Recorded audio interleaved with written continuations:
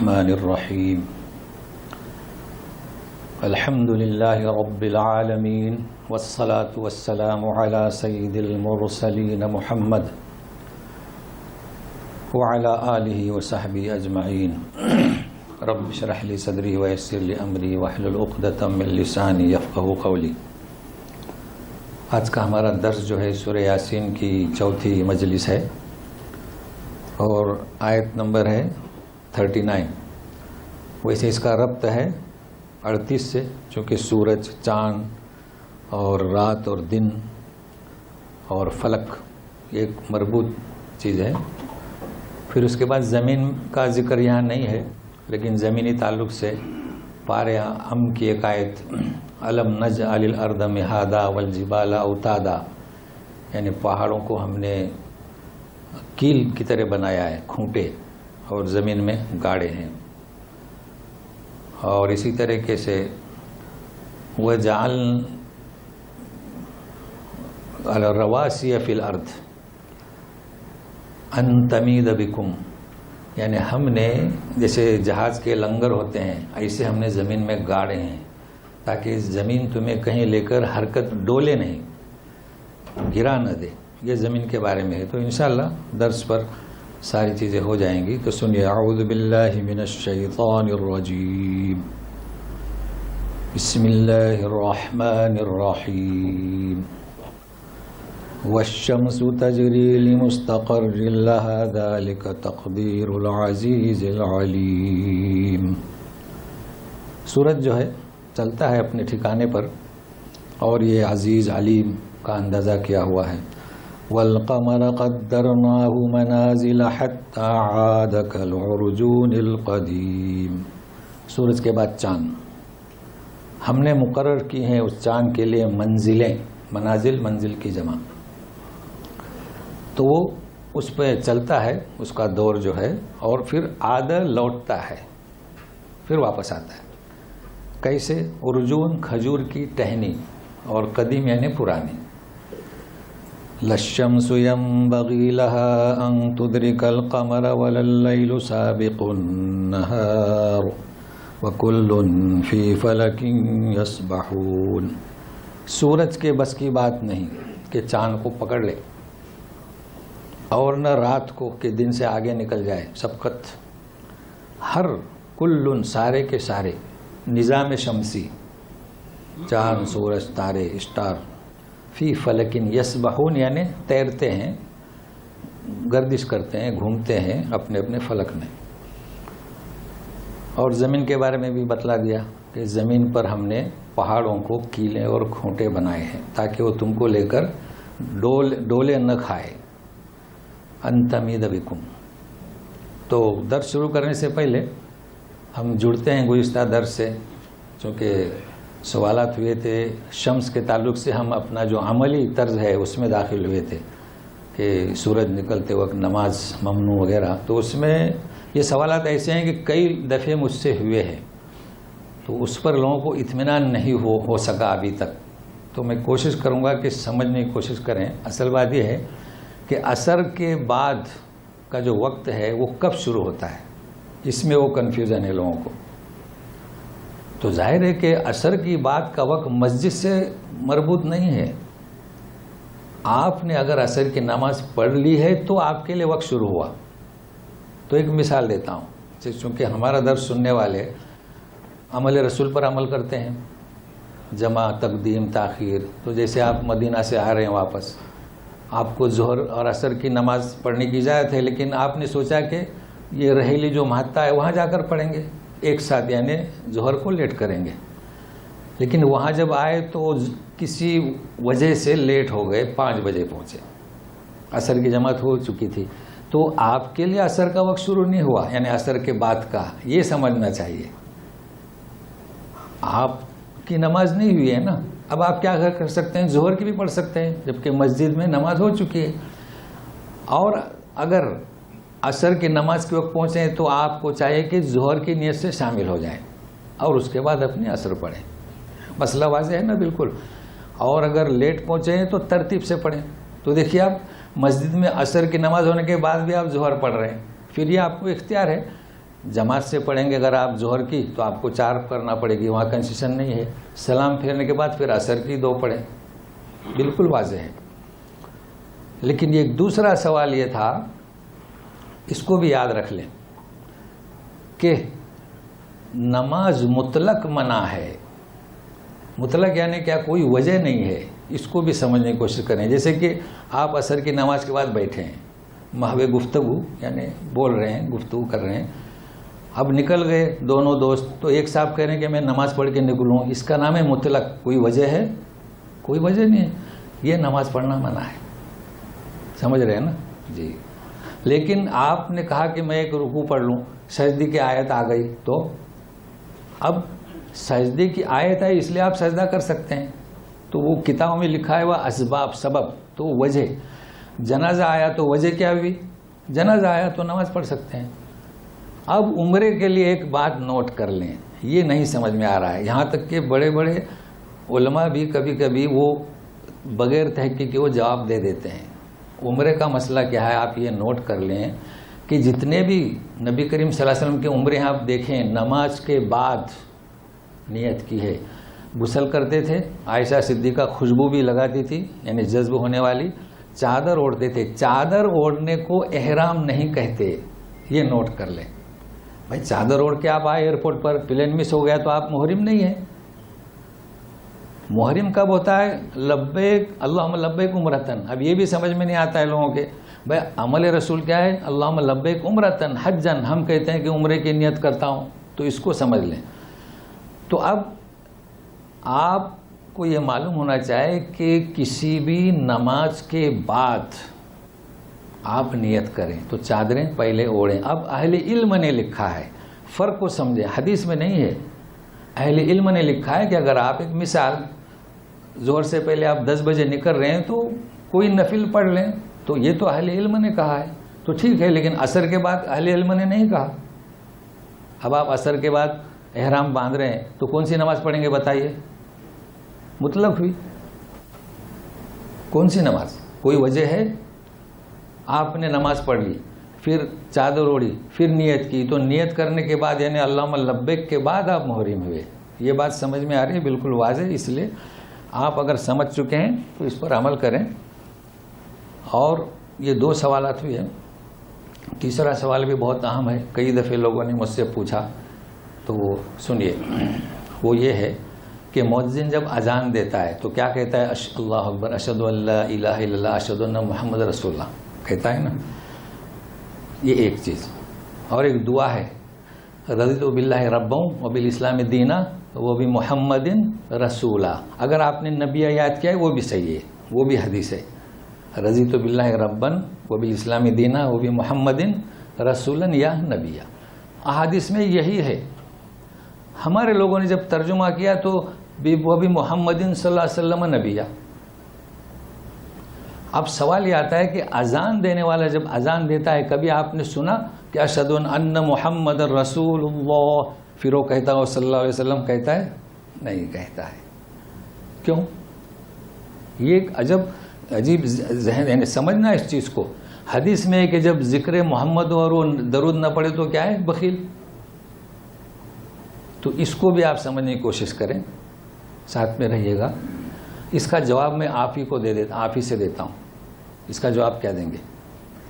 جب آپ کے بچے کو آپ پڑھاتے ہیں، پڑھ پہلا کلمہ طیبہ لا الہ الا اللہ محمد الرسول اللہ، درود شریف پڑھتے ہیں؟ کبھی سنا؟ کوئی نہیں پڑھتا. یہی اس کا جواب ہے. سنا کبھی آپ نے؟ نہیں سنا. کتابوں میں لکھا ہوا ہے؟ نہیں لکھا ہوا. نبی کریم صلی اللہ علیہ وسلم خدمت میں آتے تھے لوگ، مشرک دیوستان سے آتے تھے بتوں کی پوجا کر کے، پوچھتے تھے دین کیا ہے؟ کیا کہتے تھے؟ اشہد ان لا الہ الا اللہ انک یا محمد رسول اللہ.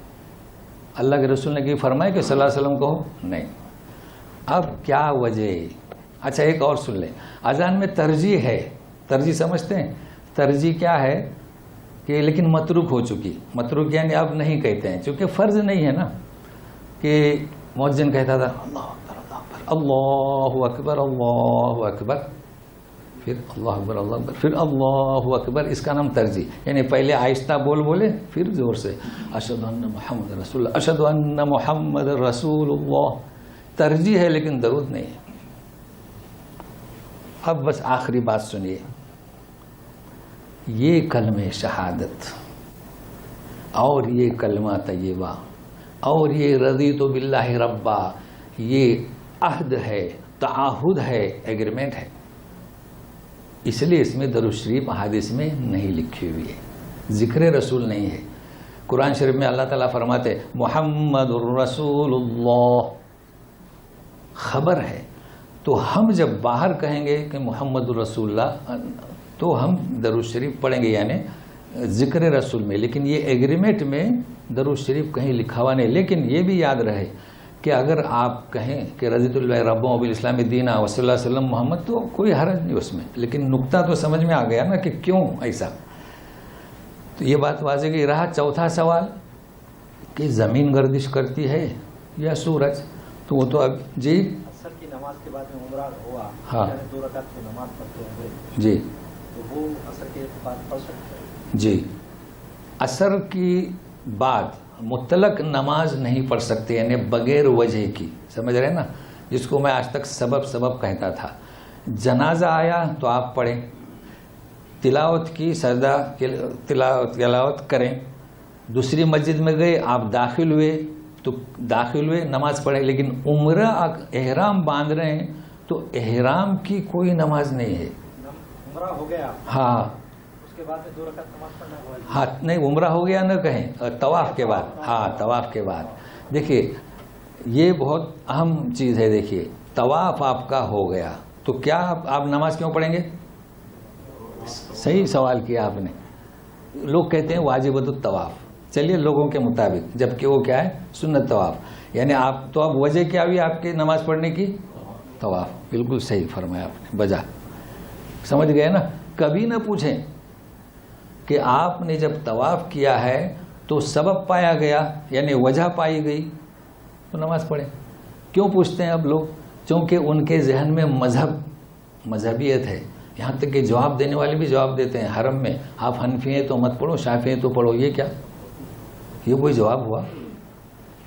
تو بہت اچھا، آپ نے جو وضاحت سمجھ میں آئی.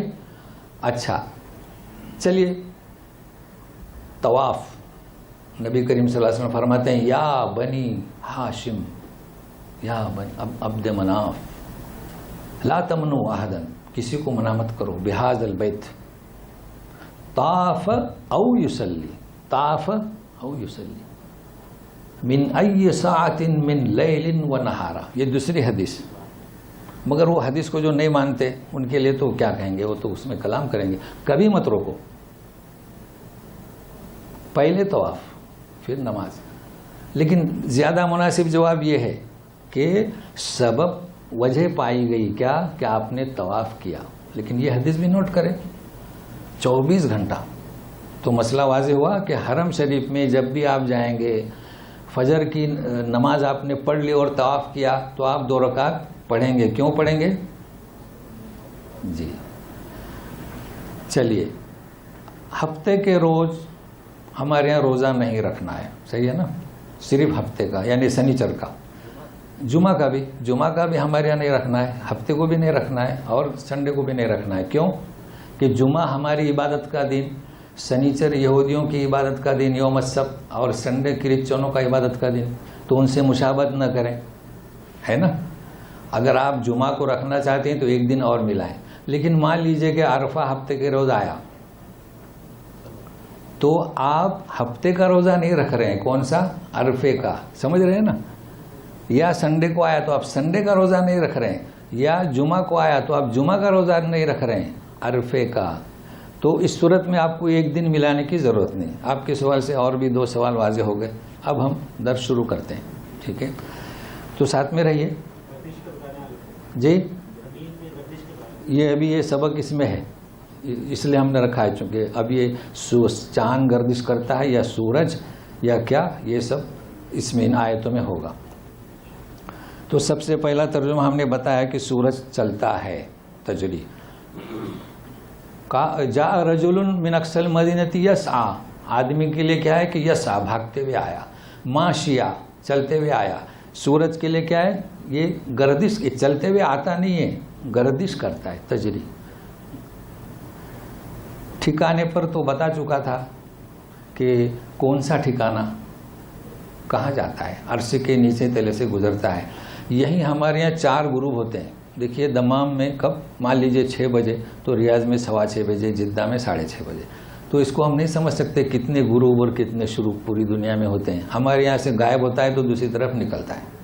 وہ تو ذوالقرنین جہاں گئے تھے وہاں تک کوئی نہیں گیا، اب تک دنیا نہیں گئی۔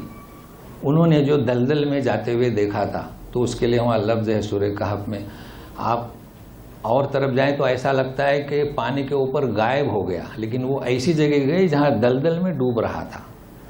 تو اب ہم کوشش کرتے ہیں قرآن سے، تو سنیے گا کہ یہ کہاں جاتا ہے، لیکن یہ کہ اس کی ایک آخرت کی گھڑی ہوگی، کون سی، جب اللہ تعالیٰ کہیں گے کہ اب واپس جاؤ۔ اس کے بعد اور ایک مکر ہے، اذا الشمس کورت واذا النجوم انکدرت، سورج لپیٹ دیا جائے گا۔ تو اس کی آخری بھی کوئی مکر اور جگہ ہے، اتنا کافی ہے۔ لیکن یہ کہ اب دیکھیں کہ گردش کون کرتا ہے، گردش کون کرتا ہے۔ یہاں سے معلوم ہوا کہ سورج چلتا ہے، ٹھیک ہے۔ انسائکلوپیڈیا ایسی کوئی کتاب ہے ضخیم، ہمارے پاس تو تفسیر ہے سائنس کی، وہ کہتے ہیں کہ انسائکلوپیڈیا میں قدیم لوگوں نے لکھا تھا کہ سورج گھومتا ہے، چکر لگاتا ہے۔ مگر سائنس کسے کہتے ہیں بھائی؟ کلام اللہ کسے کہتے ہیں تو آپ بتا سکیں گے۔ حدیث کسے کہتے ہیں تو حدیث تو بہت کچھ ہوتی ہے، لیکن شرعی حدیث جو نبی کریم صلی اللہ علیہ وسلم نے فرمایا، ورنہ حدیث تو کوئی بھی حدیث، اقوال صحابہ کے اقوال۔ تو سائنس کسے کہتے ہیں؟ زمانہ وہ ہم بتا چکے تھے، ابھی تو نئے لوگ ہیں۔ سائنس انسان کے عقل کی ایجاد ہے، ٹھیک ہے۔ تو آپ دیکھیے اسی انسائکلوپیڈیا میں لکھا ہے۔ اس کے بعد دوسرے آئے، انہوں نے کہا کہ نہیں، سورج معلق ہے۔ ہم نے کتاب میں پڑھا کہ 100 سال کے بعد سائنس تبدیل ہو جاتی ہے، لیکن مجھے تجربہ ہے کہ 100 سال نہیں۔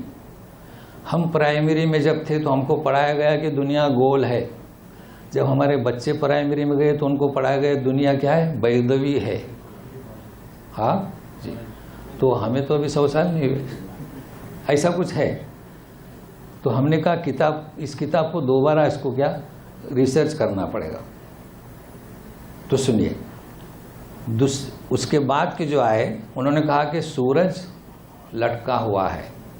پھر اس کے بعد تیسرے آئے، انہوں نے کہا کہ نہیں، سورج اور اسٹارز سب گھوم رہے ہیں، لیکن اسٹارز سورج کے ارد گرد گھوم رہے ہیں، یہ انہوں نے کہا۔ پھر اس کے بعد آئے، انہوں نے کہا کہ نہیں، سورج کھڑا ہے اور زمین گردش کر رہی ہے۔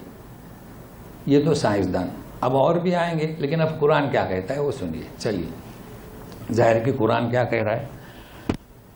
قرآن کہتا ہے کہ ہم نے رواسی فی الارض ان تمید بکم، کہ ہم نے کھونٹے گاڑ دیے، لنگر، پانی کا جہاز دیکھے ہوں گے، بڑا ہو تو بھی لنگر ڈالنا پڑتا ہے، مشین والا بھی، تاکہ پانی کے بہاؤ میں نہ چلا جائے۔ تو اس زمین کہاں ہے؟ پانی کے اوپر ہے، تاکہ تمہیں لے کر ڈولے نہ کھائے۔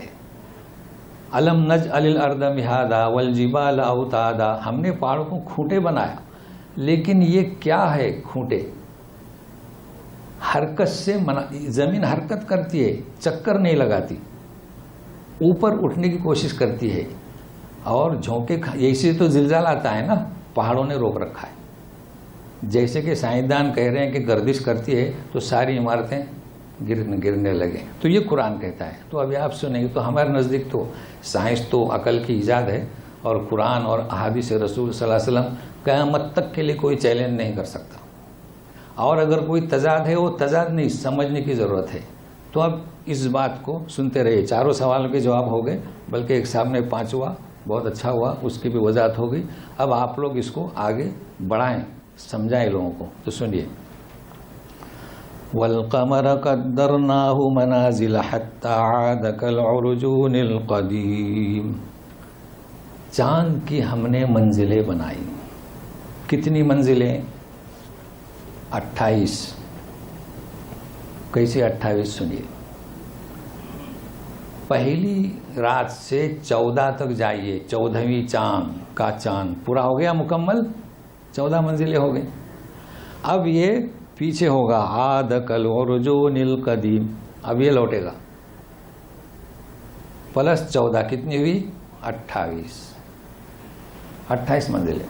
अब ये गायब हो जाता है, नजर नहीं आएगा। कहाँ जाता है, किस मंजिल में, कुछ पता नहीं। अगर नजर आया तो 28 मंजिलें करके वो नजर आया, नजर नहीं आया तो खामोश रहो, गायब हो गया। कभी सुना कि चांद नहीं हुआ, चांद नजर नहीं आया, 28 को चांद नजर नहीं आया। जब गवर्नमेंट ऐलान करती है मां सबत, ये नहीं कहते कि चांद नहीं हुआ, आपको क्या खबर, वो तो गायब हुआ। तो होता है ना ऐसा, हो सकता है नजर आया हो, मगर हमें ज़ाहिरी असबाब पर अमल करना है। तो ऐलान होता है कि अभी तक उसका सबूत नहीं हुआ, इसलिए हम कल रोज़ा नहीं रख सकते, या ईद नहीं मना सकते, या हज की तारीख जो है जिलहज्जा की ये तारीख है। तो बहुत आसान है समझना इसको। 28 मंजिलें, 14 और 14 गायब। अगर नज़र आ गया तो 29, नज़र नहीं आया तो 30, बस हुआ नहीं कोई कहता, हो सकता हो चुका। अच्छा, आदकल उर्जूनिल कदीम, और ये भी बिल्कुल वाज़ेह है, लेकिन अभी और सुनिए। लश्शम्सु यंबगी लहा अन तुदरिकल कमर वलल्लैलु साबिकुन नहार। सूरज के बस की बात नहीं कि चांद को पकड़े, है ना, इदराक। क्या मतलब इसका? मालूम हुआ कि चांद फास्ट है, साइंस का मुताला फिर करते रहें आप। पकड़ना किसे कहते हैं? आपके पास 2 लड़के हैं, एक छोटा और एक बड़ा। छोटा तो भागता है, तो आप क्या कहेंगे बड़े बेटे से, अरे जा उसको पकड़। तो जिसको पकड़ना है वो आगे रहता है।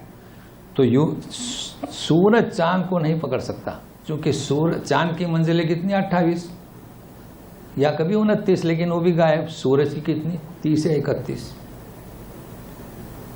अब ये कुरान शरीफ का आप मुताला करें तो क्या क्या कह रहे हैं। अच्छा, दूसरी चीज, वलल्लैलु साबिकुन नहार, रात दिन से आगे नहीं जा सकती। तो रात कहाँ है? पहले, जैसे कि गुज़िश्ता बयान किया था, असल रात है, फिर दिन। रात की मजाल नहीं कि अपनी तारीकी पर दिन की चादर डालकर दिन को रोशन करे, नहीं, उसकी मजाल नहीं। अपने टाइम से चलो, जो वक्त है उसी वक्त वो चादर हटेगी और दिन रोशन होगा, यह है कायदा। तो कई चीज़ें इसमें मालूम हुई। अब दूसरा, वकुल्लुन फी फलकिन यस्बहून, सारे के सारे फलक किसे कहेंगे? एक तो आसमान, यहाँ आसमान की बात नहीं हो रही है। फलक के माने क्या? जैसे कि हमारे यहाँ कहते हैं गाड़ी का रोड, लेकिन एयरपोर्ट के लिए क्या वो प्लेन के लिए रनवे कहते हैं ना, और ऊपर जाता है तो रूट कहते हैं तकरीबन। तो ये नाम क्यों मुख्तलिफ हैं? तो ये इनका रास्ता, उसे फलक कहते हैं। हर चांद, सूरज, स्टार अपने मदार में इसका तर्जुमा किए हैं, अपने फलक में। तो ऊपर फजा में इनके रास्ते हैं, हर एक का रास्ता अलग है। लिहाजा साइंसदान कहते हैं कि ये मुअल्लक हैं और ज़मीन अब गर्दिश कर रही है, इसके मुनाफी है। पहले कहते थे कि सूरज मुअल्लक है, स्टार गर्दिश कर रहे हैं, ये भी मुनाफी। कुल्लुन फी फलकिन यस्बहून, यस्बहून के माने क्या? ये तजरी और चीज़ है, यमशी और चीज़ है। यस्बहून कहते हैं, सबाहा सुनते होंगे, जब कोई तैरता है तो वो यस्बहून कहते हैं। पानी में तैरने वाले को हम कहते हैं तैराक, चलने वाला नहीं कहते। तो यस्बहून के माने ये होते हैं कि पीछे असर न छोड़े, वो लॉन्च को न देखें। लॉन्च जब चलती है ना, और स्टीमर, तो पीछे पानी का क्या हो जोरदार फेंकती है तो उसका कलर तब्दील हो जाता है, वो वक्ती तौर पर है। वो लॉन्च आगे गई तो ख़त्म, असर नहीं रहता। تو یزبون کے معنی یہ ایسے چلتے ہیں کہ پیچھے کوئی اثر نہیں ان کا رہتا، اتنے اطمینان سے اب اس کے باوجود بھی اپنے اپنے روٹ پر چل رہے ہیں. چلیے انسان ہے، انسان چلتا ہے، جانور چلتے ہیں، جانور کا راستہ معلوم ہے، سائٹ میں ہے، اثر ہے، گوبر گرا ہوا ہے، لیکن ان کا کوئی اثر نہیں. یہی وہ اعجاز ہے اللہ تبارک تعالیٰ کا. پھر بھی اپنے اپنے مدار میں کسی کے بس کی بات نہیں کہ علیحدہ ہو جائے اور کوئی ٹکر ہو جائے. تو یہ ہے چاند و سورج کے تعلق سے. اور زمین کے تعلق سے بھی بتلا دیا گیا. پھر جب آیتیں آئیں گی اب مزید سنیے گا، سننے کے لیے تیار ہو رہیے کہ کئی چیزیں ایسی ہیں کہ دنیا میں سب سے پہلا اس کا موجد کون، سنتے آئے ہوں گے کپڑے کس نے بنائے اور قلم کس نے بنایا. تو آج ذکر ہے کشتی کا. سب سے پہلے کشتی کس نے بنائی؟ تو ظاہر ہے کہ اللہ نے بنائی. اللہ نے اپنا حکم دیا، جیسے کہ فرماتے ہیں کہ وَأَوْحَيْنَا إِلَيْهِ سے مراد نوح علیہ السلام، أَنِ اصْنَعِ الْفُلْكَ بِأَعْيُنِنَا وَوَحْيِنَا، اے نوح کشتی بناؤ ہماری زیر نگرانی، وحینا ہماری تعلیمات پر. تو اس کا ذکر ہے، سنیے. وَآيَةٌ لَهُمْ أَنَّا حَمَلْنَا ذُرِّيَّتَهُمْ فِي الْفُلْكِ الْمَشْحُونِ وَخَلَقْنَا لَهُم مِّن مِّثْلِهِ مَا يَرْكَبُونَ وَإِن نَّشَأْ نُغْرِقْهُمْ فَلَا صَرِيخَ لَهُمْ وَلَا هُمْ يُنقَذُونَ إِلَّا رَحْمَةً مِّنَّا وَمَتَاعًا إِلَىٰ حِينٍ. اور ان کے لیے نشانی. کن کے لیے؟ قریش کے لیے، عربوں کے لیے، ساری دنیا کے لیے،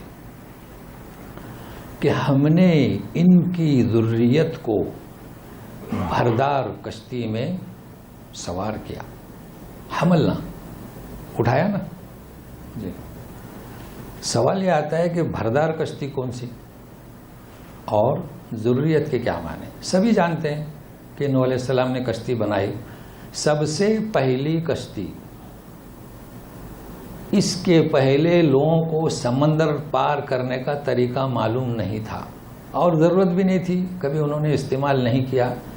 دریا کنارے والے مچھلیوں کا شکار کرتے تھے، لیکن یہ چیز نہیں تھی کہ سمندر کے پانی کو چیرتے ہوئے نکلیں. بس ایک زبردست طوفان آنا تھا. اللہ تبارک تعالیٰ نے حکم دیا کہ اس طریقے سے بنائیے ہماری تعلیمات کے مطابق. تو یہ سب سے پہلے کشتی بنی. لیکن بھری ہوئی کا کیا مطلب؟ جیسے کہ آپ جانتے ہیں وَمِنَ الْبَقَرِ اثْنَيْنِ وَمِنَ الضَّأْنِ اثْنَيْنِ، سارے جوڑے، اونٹ کے، بیل کے، دمبے کے، سب لے لیے. چرند پرند جو بھی ان کو چاہے تھے وہ لے لیے. اور سب تھے. کون تھے سب؟ نوح علیہ السلام پر جو ایمان لائے وہ، اور ان کے 3 بیٹے مشہور حام سام یافس تھے. مگر قرآن کیا کہہ رہا ہے؟ ذریتہم، جبکہ وہ ہمارے آبا و اجداد تھے. اسے سمجھنا ہے کہ کیا مطلب ذریت؟ ذریت میں ہم آ گئے، ہمارے اولاد آ گئے. تو یہ قرآن کا اسلوب ہے کہ صرف وہی نہیں، جب وہ سوار تھے تو ہم ان کے پشت میں تھے، ہے نا. سلالہ جسے کہتے ہیں، نطفہ وہیں سے آیا نا. تو وہ ہمارے باپ دادا ہیں. تو یہ مستعار لے لیا کہ تم سب. تو بہت بہتر ہے یہ کلمہ. یوں کہا جائے کہ حام سام یافس سوار تھے، یوں کہا جائے کہ تم سوار تھے، ہم بھی سوار تھے. اس لیے کہ اگر وہ ڈوب جاتے تو ہم بھی ڈوب جاتے اس نطفے کے ساتھ. یہ ہے قرآن کی بلاغت. کوئی اعتراض کیا لوگوں نے، کرتے رہتے ہیں. وہ بڑی چھان بین کرتے ہیں کہ کہاں سے قرآن میں خامی مل جائے، مگر جواب دینے والے جواب دیتے رہتے ہیں. وہ بیچارے لاجواب ہو جاتے ہیں. لیکن اب عجب ہے، کوئی ایمان لے آتا ہے؟ کوئی نہیں لاتا. لیکن پھر بھی عجب ہے، ہمارے لوگ مطالعہ نہیں کرتے. یہ بھی ایک عجوبہ ہے. وہ تو عجوبہ ہے کہ وہ ایمان لے آتے، مگر یہ عجوبے سے کیا کم ہے کہ ہم پڑھتے ہی نہیں، دیکھتے ہی نہیں. یہ بھی تو ایک عجوبہ ہے نا ہمارے لیے. تو سنیے، وَخَلَقْنَا لَهُم مِّن مِّثْلِهِ مَا يَرْكَبُونَ. تو اللہ نے اپنی طرف نسبت کی، لیکن توفیق دی نوح علیہ السلام کو. اب ہم نے بنائے ان کے لیے مِن مِّثْلِهِ، اس جیسے. کیا؟ ٹرین، پلین، موٹر گاڑیاں، سائیکلیں، بائک، رکشہ، سب. اچھا کشتی سے بھی بنا, وہ تو ایک کشتی تھی. چھوٹی بھی بنائی, چھوٹی جانتے ہیں ناؤ, صرف ایک فرد چلائے. اور پھر بڑے بھی بن گئے, اسٹیمر اور لانچی سے. کیا اللہ تعالیٰ نے سب سے پہلی ایک کشتی بنوائی, اس لیے فرماتے ہیں خلقنا لہم. گویا کہ اللہ نے توفیق دی, تعلیمات دی, یہ سب اللہ کا کرم ہے. لیکن اب سنیے کیا کہتے ہیں, وَإِن نَشَأْ نُغْرِقْهُمْ فَلَا صَرِيخَ لَهُمْ وَلَا هُمْ يُنقَذُونَ. کشتی پر سوار ہیں, پلین میں سوار ہیں, ٹرین میں سوار ہیں, لیکن یہاں کشتی کا ذکر ہے. اگر ہم چاہتے تو ڈبا دیتے, اگر ہم چاہیں تو ڈبا دیں. جب ڈبائیں گے تو کیسا؟ فلا صریخ لہم. صریخ کسے کہتے ہیں؟ قرآن شریف میں صیحہ تو پڑھ چکے ہیں. صیحہ تو ایک آواز ہے, بادل کی گرج ہے کہ قوم ہلاک ہو جاتی ہے, یہ اس سے مختلف ہے. صریخ کسے کہیں گے؟ جیسے کہ کوئی فرد پانی اسے کھینچ رہا ہے, کیونکہ سمندر میں ندی میں ایک بھنور ہوتا ہے, وہ کافی گہرا ہوتا ہے, وہاں کوئی پھنس گیا تو پانی کھینچتا ہے, تو اس کی آواز نکلتی ہے بچاؤ بچاؤ, یہ ہے صریخ, یہ صریخ. تو جب ہم ڈبانا چاہیں گے تو کوئی فریاد نہیں کر سکے گا, فلا صریخ, اور نہ بچائے جا سکیں گے. اب جب کہیں ایکسیڈنٹ ہوتا ہے پلین کا, ٹرین کا اور جہاز کا, تو ہیلی کاپٹر جاتے ہیں, تو یہ اللہ تعالیٰ کی توفیق سے جاتے ہیں.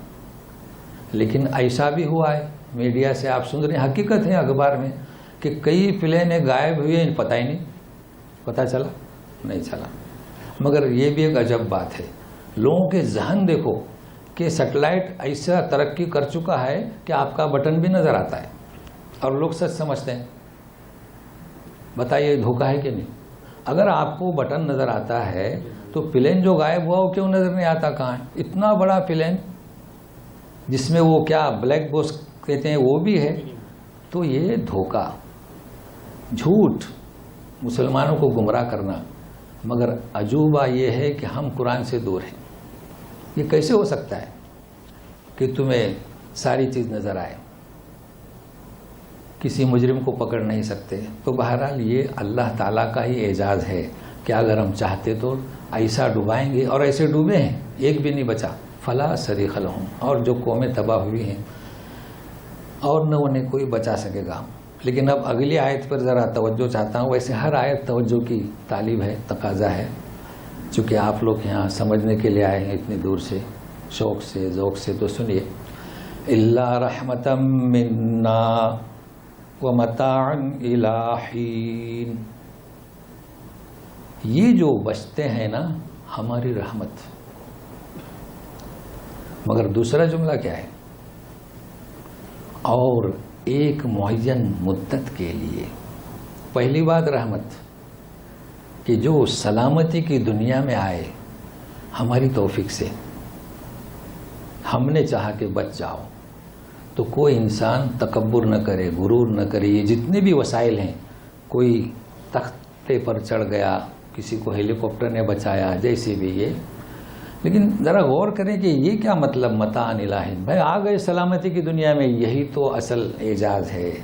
سلامتی کی دنیا میں آئے ہو, مگر یاد رکھو کہ یہ سلامتی تمہاری دائمی نہیں ہے, بلکہ ایک وقت تک تم یہ سوچیں گے کہ سمندر سے ڈوبتے ہوئے بچ گئے, میں تو کامیاب ہوں. نہیں, تمہارا ایک وقت ہے آزمائش کے لیے.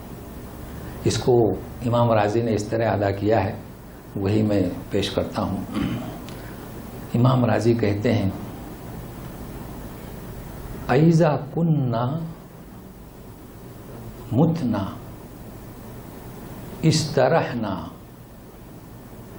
یعنی جب ہم مر جائیں, اگر ہمیں یقین ہو جائے کہ ہمیں راحت ہے, یہ وہ کہنا چاہتے ہیں. لیکن بچ گئے, سلامتی کے میدان میں آ گئے. وہ کہہ رہے ہیں کہ اگر ہماری موت واقع ہو اور ہمیں یقین ہو کہ ہمیں راحت ہوگی, لکان الموت راحت لکل حی, پھر تو موت کا سبھی انتظار کریں گے, ہر فرد انتظار کرے گا. ولیکن اذا متنا بعثنا. جب ہم مریں گے تو اٹھائے جائیں گے.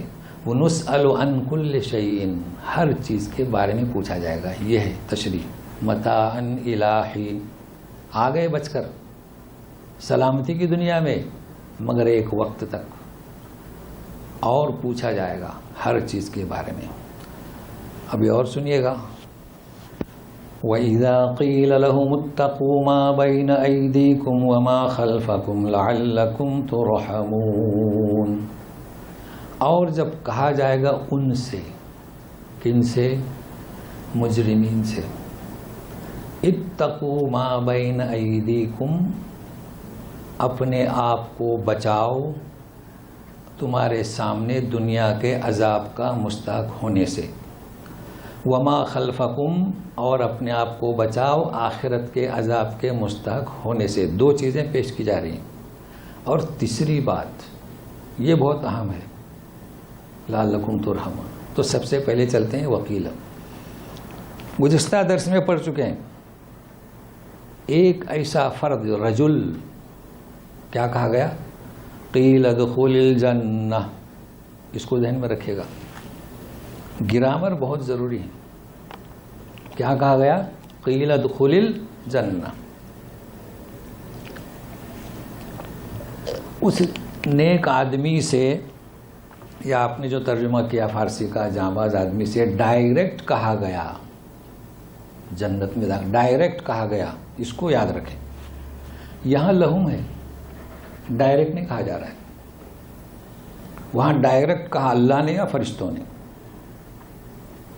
ایک اور جگہ قل یا عبادی، کہہ دو یا عبادی ڈائریکٹ میری جانب سے.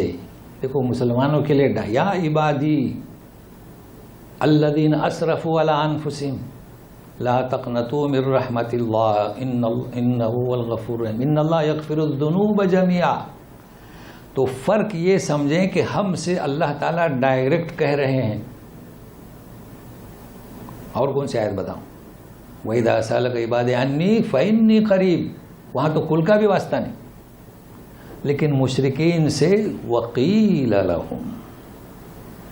جی ابھی اس میں کیا عجوبہ ہے؟ ہم اپنی قدر نہیں جانتے. ہم سے اللہ تعالیٰ ڈائریکٹ خطاب کر رہے ہیں، اور ہم میں عوامی نہیں، پڑھے لکھے بھی علماء بھی ڈائریکٹ اللہ سے نہیں مانگتے. کیسے مانگتے ہیں؟ واسطے سے. لوگ پوچھتے ہیں وسیلے سے دعا کرنا چاہے کہ نہیں چاہے. بھائی ذرا ہوش سے کام لو. جب اللہ تعالیٰ آپ کو ڈائریکٹ پکار رہے ہیں تو اب ہم ڈائریکٹ کیوں نہیں پکاریں؟ میں نے ایسے مناظر دیکھے ہیں جلسے میں کہ صاحب کو لے کر آئے لوگ کس پر، ڈولی پر، ڈولی یعنی جو اٹھانے کی ہوتی ہے نا وہ، اور اسٹیج پر بھی لا کے بٹھایا. اور بہت جید عالم کبار العلماء دعا میں انہی کا واسطہ لے رہے ہیں. یہ ہٹے کھٹے ہیں اور انہیں اٹھا کر لایا. تو یہ عجوبے سے کم نہیں. تو سنیے یہاں ڈائریکٹ نہیں کہا جا رہا. اب کیا کہا جا رہا ہے یہ بھی سنیے. اتقوا ما بین ایدیکم. بھائی اتقوا یعنی کیا؟ ہم سے اللہ تعالیٰ فرماتے ہیں یا ایھا الذین آمنوا اتقوا اللہ، ہے نا ڈائریکٹ خطاب. یا ایھا الذین آمنوا اتقوا اللہ وقولوا قولا سدیدا واتقوا النار. تو اتقوا اللہ، اللہ سے ڈرو، عذاب سے ڈرو. اس لیے میں نے ترجمہ ایسا کیا تھا کہ شک نہ رہے. پھر میں اللہ سے ڈرو نہیں، اللہ کے عذاب کا مستحق ہونے سے ڈرو. یہ ہے معنی. ورنہ اللہ سے کہاں ڈرنا ہے؟ واتقوا النار، نار سے ڈرو. اللہ سے ڈرنا نہیں ہے، کسی واسطے کی ضرورت نہیں، ڈائریکٹ مانگو. تو یہاں یہ کہا جا رہا ہے کہ تمہارے سامنے کا جو عذاب ہے مستحق ہے، اس سے ڈرو. او وما خلفکم، یہ تو بات بالکل واضح ہو گئی. ابھی لعلکم ترحمون کا کیا مطلب؟ یعنی اللہ تعالیٰ ان سے کہلوا رہے ہیں، ڈائریکٹ نہیں کہہ رہے ہیں. مگر یہ جملہ ذرا غور سے سنیے گا، لعلکم ترحمون. اللہ تعالیٰ کو کوئی اپنی مخلوق سے انتقام نہیں لینا ہے، کسی کو جہنم میں نہیں ڈالنا ہے. اس لیے فرماتے ہیں کہ ڈرو عذاب کے مستحق ہونے سے تاکہ تم پر اللہ تعالیٰ رحم کرے. تو گویا تحدید، انذار، ڈراوے کے ساتھ اللہ تعالیٰ ایسے مخلوق کا جو کٹے کافر ہیں ان کا بھی ہاتھ پکڑ رہے ہیں. پکڑ رہے ہیں کہ نہیں پکڑ رہے ہیں؟ یہاں کیا پیغام دوں؟ ہمارا کیا فرض ہے قرآن والوں کا؟ ہمارے اڑوس پڑوس میں کٹے کافر ہیں، رہتے ہیں نا ہم لوگ، دائیں جانب ہندو ہے، بائیں جانب بدھسٹ ہے، ہم تو ایسے ہی رہتے ہیں، آپ لوگ بھی ایسے ہی رہتے ہیں. کیا فرض ہے ہمارا؟ ہاتھ پکڑے کہ نہیں پکڑے؟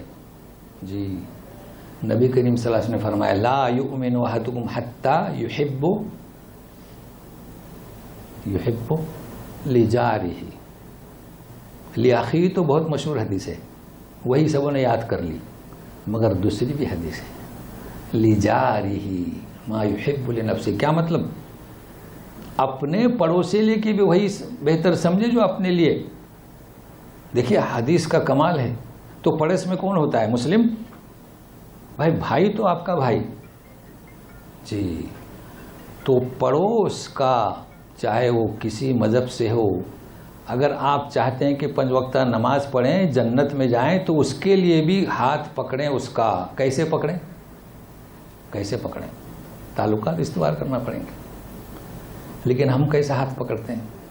عوام کی بات نہیں کر رہا ہوں، علماء کی کر رہا ہوں. بتاؤں؟ بتانے میں کیا حرج ہے؟ آپ بھی سمجھیں. آپ کے ساتھ بھی یہی موقع مشاہدات آئے ہوں گے. جس دنیا میں زمین پر آپ ہیں میں بھی وہی ہوں. سنیے گا، اللہ تعالیٰ کافر کا بھی ہاتھ پکڑ رہے ہیں لعلکم ترحمون. ہمیں حکم ہے کہ تم بھی ہاتھ پکڑو. حدیث رسول ہے کہ جار جار جار. ٹھیک ہے، ہمارے علماء کا نظریہ کیا ہے؟ کوئی دیوبندی ہے، کوئی بریلوی ہے، کوئی تبلیغی ہے، کوئی جماعت اہل حدیث میں ہے. اگر پڑوس میں جماعت اسلامی والا ہو، ادھر اہل حدیث ہو، تو ہمارا آپ کا نظریہ کیا ہے پتہ ہے؟ سورہ مطففین میں جی تقریباً وَإِذَا مَرُّوا بِهِمْ يَتَغَامَزُونَ. ارے یہ گزر رہا ہے، دیکھو فلاں جماعت سے ہے نا جی، پڑوس میں ہے. اور کیا اللہ تعالیٰ ایسے لوگوں کے بارے میں فرماتے ہیں؟ نہیں، پہلے سنیے. یعنی کسی کا کسی جماعت سے ہونا، یتغامزون، یہ کس کا طریقہ ہے؟ کس کے بارے میں کہا جا رہا ہے؟ مشرکین جب مسلمان گزرتے تھے تو یتغامزون، کہ یہ کیسے بھولے والے لوگ ہیں، باپ دادا کے دین کو چھوڑ دیا. تو اللہ تعالیٰ فرماتے ہیں وَمَا أُرْسِلُوا عَلَيْهِمْ حَافِظِينَ. کیا ان کو ان کا داروغہ بنا کر بھیجا گیا ہے؟ تو ہم کب اصلاح کریں گے؟ کیا ہمیں اس بات پر کہ صرف وہ ہماری جماعت سے نہیں ہے، کیا ہمیں بھیجا گیا کہ ہم داروغہ ہیں؟ چلیے ہم اگر حق پر ہیں تو ہاتھ بڑھائیں، ہے کہ نہیں؟ ہاتھ بڑھائیں. اور یہ کیوں نفرت؟ ایک غیر مسلم سے بھی نفرت اسلام میں نہیں. حدیث میں نے پیش کی، حدیث اور قرآن میں. تو یہ سب سے پہلا پیغام الحمدللہ، اللہ کا شکر ہے کہ جو یہاں آ کر بیٹھتے ہیں، جو سنتے ہیں، ظاہر ہے کہ ہماری بات سے متفق ہیں جبھی سنتے ہیں. اور ہماری بات نہیں، ہم تو صرف پیش کر رہے ہیں، میسیج دے رہے ہیں، اور ڈائریکٹ میں دینے کی کوشش کرتا ہوں. اسی لیے گرامر پر میں محنت کرتا ہوں. تو اس کو نوٹ کر لیں، لعلکم ترحمون. کوئی بھی ہو اڑوس پڑوس میں، صرف سلام اس لیے نہیں کہ یتغامزون، نہیں، سلام کریں. آپ ملیں جلیں، مسلم ہو گئے، جماعتوں کا سلسلہ اپنے ذہن سے نکال دیں. سب مسلم ہیں اور یہ اللہ تعالیٰ کا طریقہ ہے، حدیث رسول کا طریقہ ہے. تو ہمارا بھی یہی طریقہ ہونا چاہیے. سنیے گا، وَمَا تَأْتِيهِم مِّنْ آيَةٍ مِّنْ آيَاتِ رَبِّهِمْ إِلَّا كَانُوا عَنْهَا مُعْرِضِينَ. کیا کہا جا رہا ہے کہ جب بھی کوئی نشانی آتی ہے ان کے رب کے نشانیوں میں سے، تو اس سے اعراض کرتے ہیں، یعنی توجہ نہیں کرتے، التفات نہیں کرتے. کیا مطلب؟ نشانی کوئی بھی ہو، چاہے کائنات کی نشانی ہو، چاہے قرآن کوئی معجزہ ہو، یا کوئی آیت ہو. آیت بھی تو نشانی ہے. اب دیکھیے یہ جتنی آیتیں ہم پڑھ رہے ہیں نشانی ہے کہ نہیں؟ کیسا کھول کھول کر بیان کیا جا رہا ہے. بس تھوڑی محنت کی ضرورت ہے، تھوڑی عربی کی شدھ بٹ ڈائریکٹ سمجھنے کی کوشش کریں. تو ان کا طریقہ کار یہ کہ توجہ نہیں دیتے. کس کے لیے ہے یہ؟ مشرکین کے لیے. لیکن ساتھ ساتھ ہمارے لیے بھی ہے. آپ کسی کو لاکھ بیان کریں کہ بھائی احادیث میں ایسا ہے، قرآن شریف میں ایسا ہے، تو توجہ نہیں دیتے. یہی طریقہ اختیار کیے ہوئے ہیں. اب ایک چیز کو ذہن میں رکھیے گا کہ اللہ تبارک تعالیٰ کے بارے میں ان کا تصور کیا تھا. ٹھیک ہے نا, جانتے ہیں آپ. اسی طریقے سے مخلوق کے بارے میں ان کا طرز عمل کیا ہے. بھائی دو چیزیں ہیں, کلام پاک میں آپ جائیں گے اقیموا الصلاۃ وآتوا الزکاۃ, ہے نا, نماز کے ساتھ زکوٰۃ کا ذکر ہے. کیوں؟ اس لیے کہ اگر آپ صحیح حق اللہ کا ادا کرنا چاہتے ہیں تو مخلوق کے خدا کا بھی حق ادا کریں. اگر مخلوق کے خدا کا حق ادا نہیں کر رہے ہیں تو اللہ کا حق ادا نہیں ہو سکتا.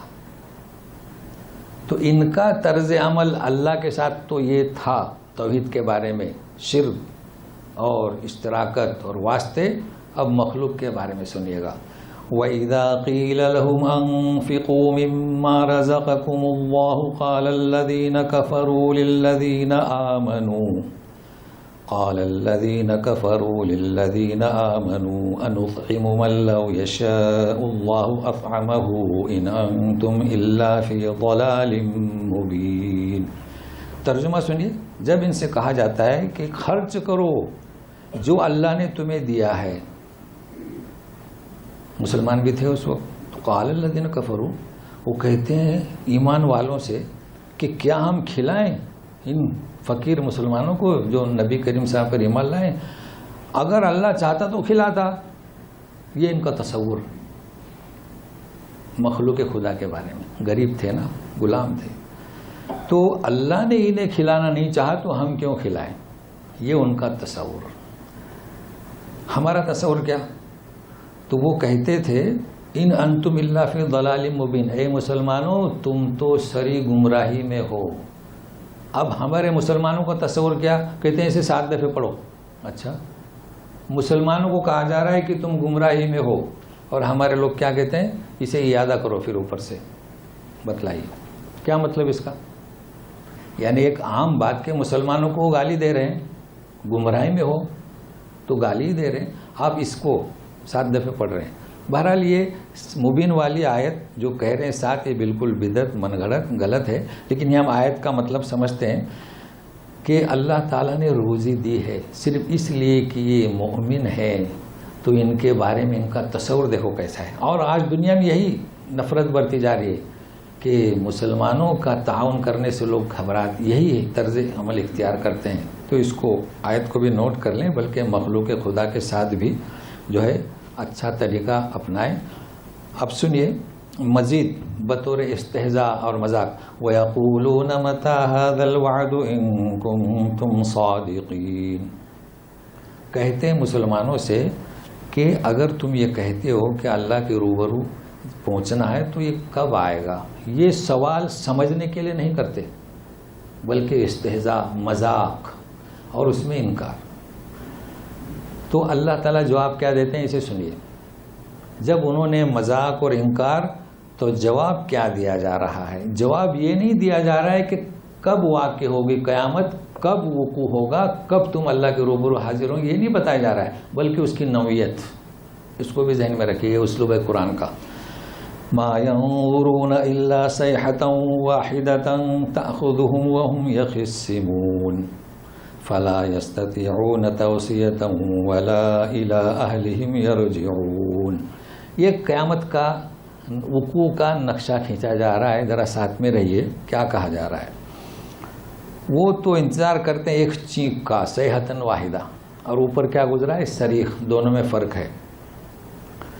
وہ آ کر انہیں دبوچے اور وہ یخصمون, جھگڑا کر رہے ہوں.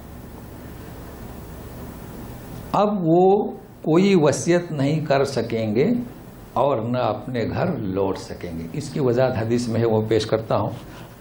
نبی کریم صلی اللہ علیہ وسلم نے فرمایا کہ لوگ راستے پر چل رہے ہوں گے, چل رہے ہیں جیسے ہم آج چڑھتے ہیں, بازاروں میں خرید و فروخت کر رہے ہوں گے 2, اور مجلسوں میں محو گفتگو ہوں گے. یعنی مجلسوں میں بیٹھ کر بات چیت کر رہے ہوں گے. جب بیٹھتے ہیں تو گفتگو ہوتی ہے نا, کسی فنکشن میں ہو کیا ہو.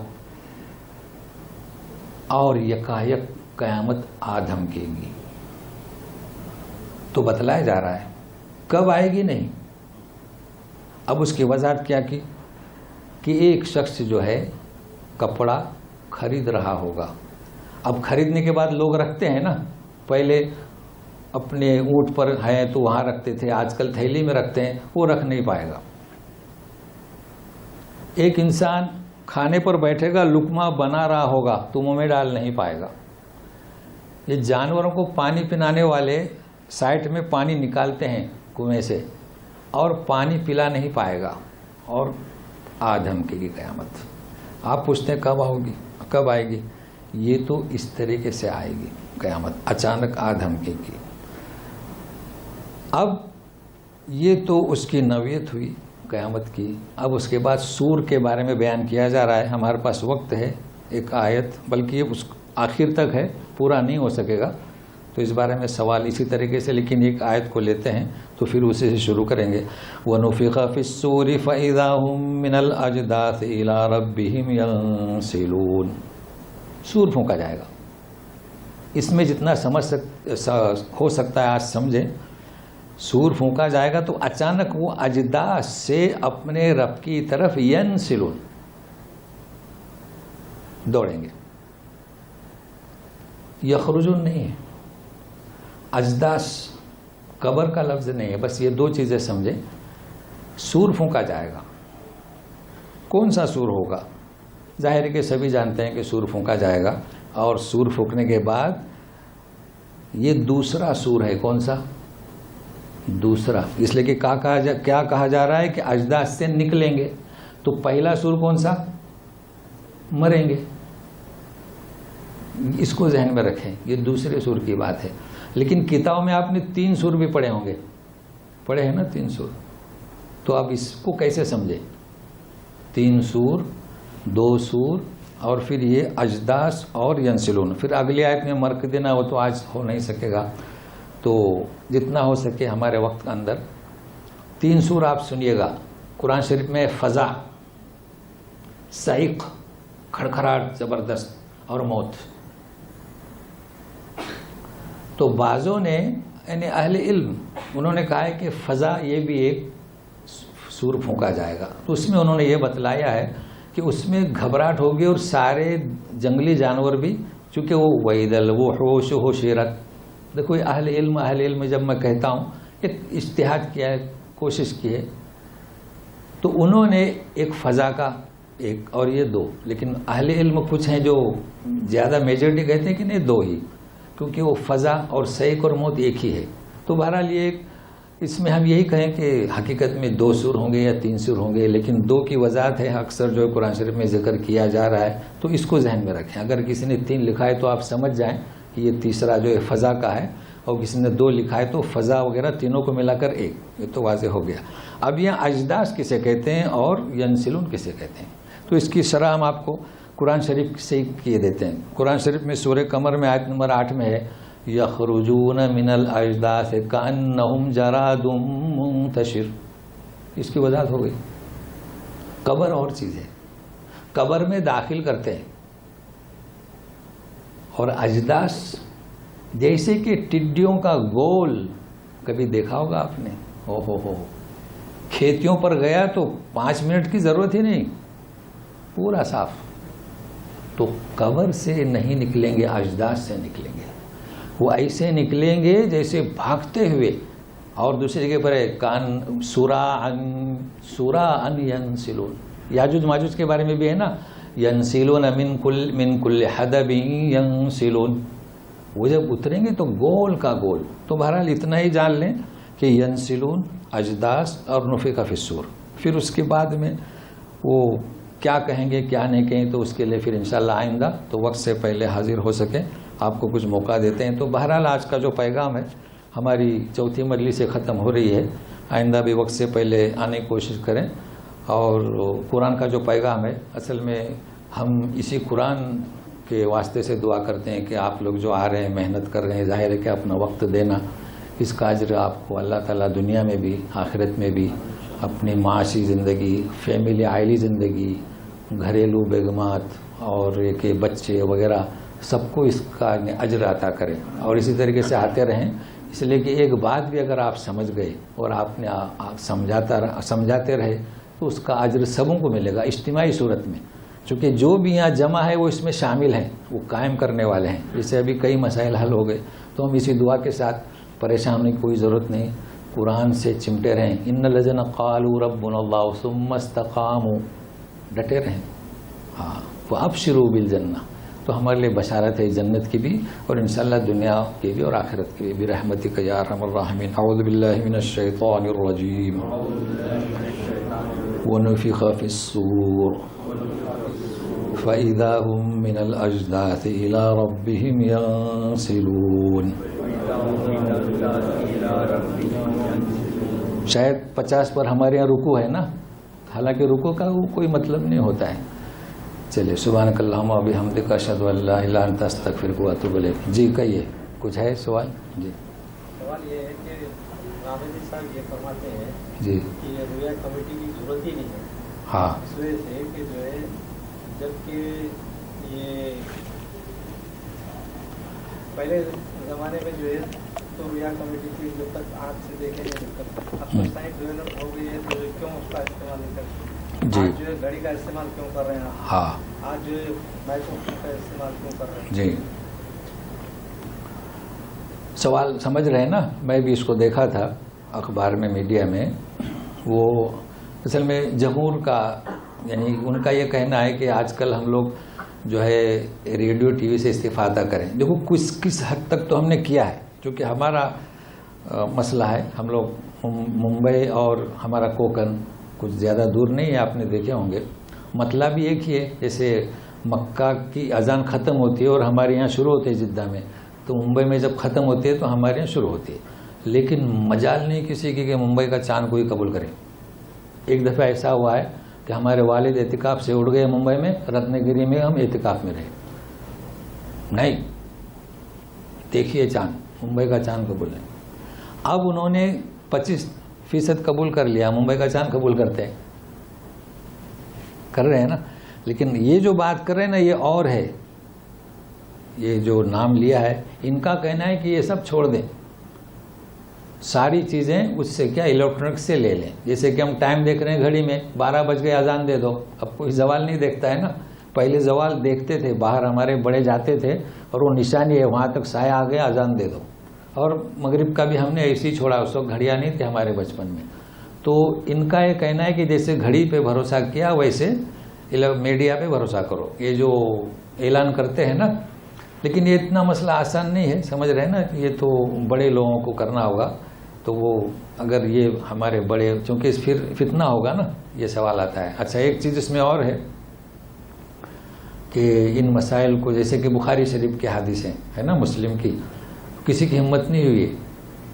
ناصر البانی جیسا شخص بھی جو ہے اس پر کلام نہیں کیا. باقی چاروں کتابوں تو کئی حدیثیں ضعیف اور من گھڑت اور راوی جو ہے اضطراب ہو. تو کچھ لوگ کہہ رہے ہیں، مگر یہ ہر ایک تھوڑا مطلب احتیاط کرنا پڑتا ہے. تو یہ چیزیں جو ہیں اس قدر جلدی ہم پبلک میں عام نہیں کر سکتے.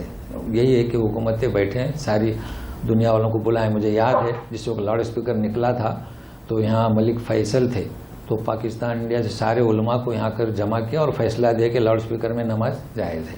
تو یہ انتظار کریں اس چیز کا. چلیے اور کہیے یا کافی ہے؟ جی جی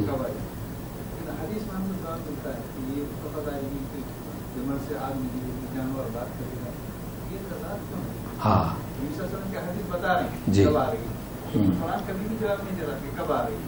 جی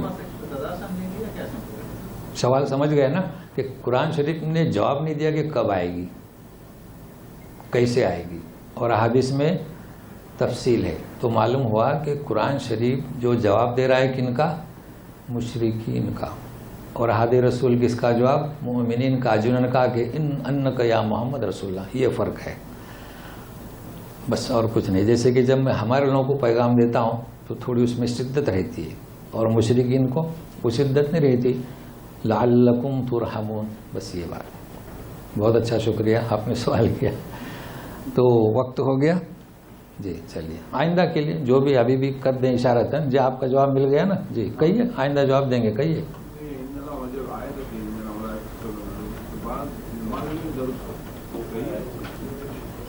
سفید دبانا ہے نا جی تو اس پر آئندہ شرح کریں گے تاکہ سب